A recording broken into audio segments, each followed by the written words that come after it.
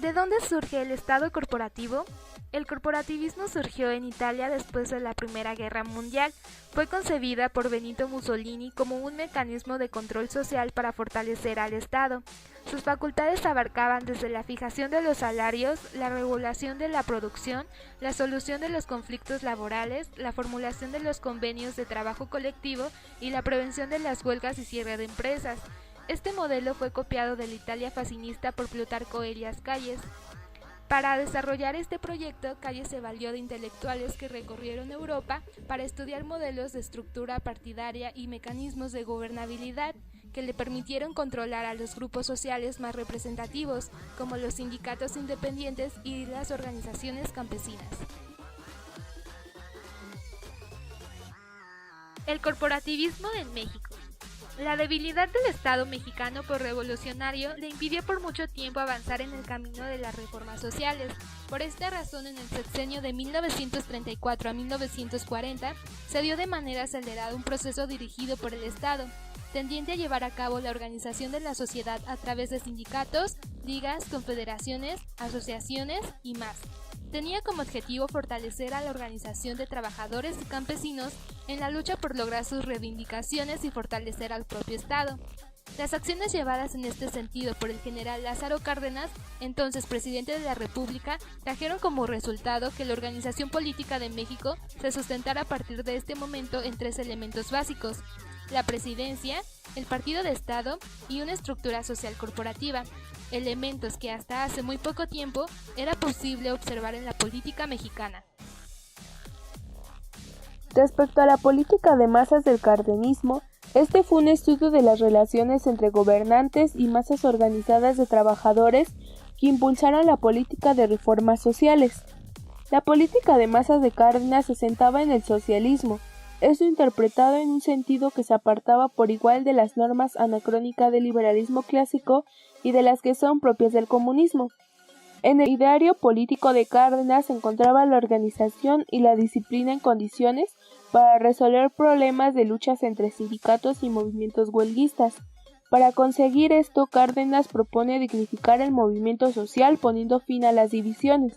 Con esto nace la conciliación de clases, que es un punto muy importante dentro de esta política, ya que con esto busca el justo equilibrio de trabajadores y empresarios para el bien de ambos sectores, y en consecuencia para el bien de la nación. Con esto nacen dos confederaciones muy importantes dentro de este gobierno.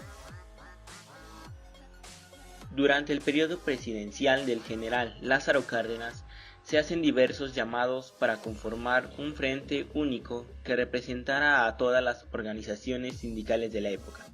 Las actividades unitarias de la clase obrera tuvieron éxito en febrero de 1936, realizándose el Congreso Unificador, donde se acordó constituir la Confederación de Trabajadores de México.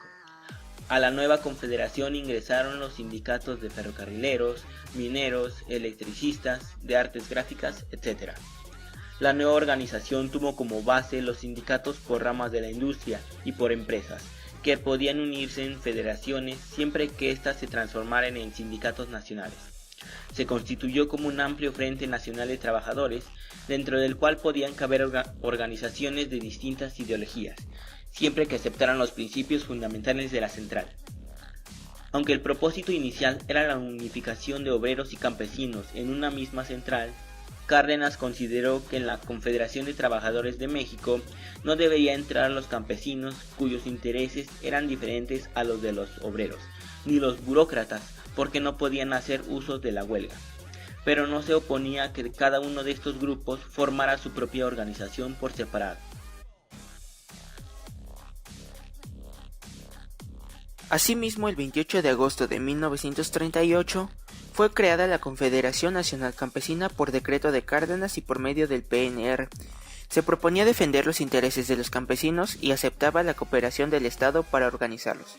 Sus principales objetivos eran continuar con el reparto agrario, ayudar a los campesinos a solucionar sus problemas, tramitar las demandas en las dependencias oficiales y asegurar que los funcionarios locales no obstaculizaran el proceso de distribución de la tierra. Además, lucharía para desaparecer la categoría de peones acasillados y que se les concedieran derechos iguales en las dotaciones de tierras o de aguas, y en todas las demás leyes que beneficiaran a los campesinos. Esta confederación velaría por el cumplimiento de los artículos 3, 27, 28, 123 y 130 constitucionales.